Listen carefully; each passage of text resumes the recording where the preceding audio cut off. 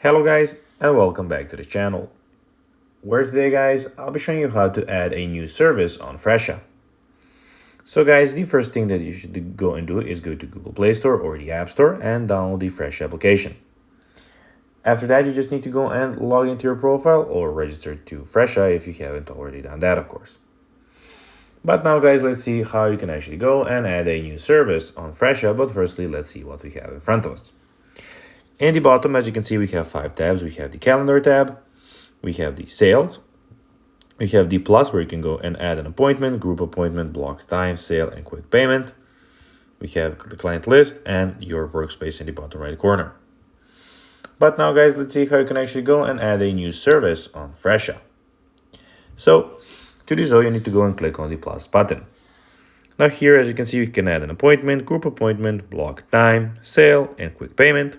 What you need to go and click on is appointment. Here you can go and select a time to book that appointment or new service. So basically, as you can see, you have a lot of times.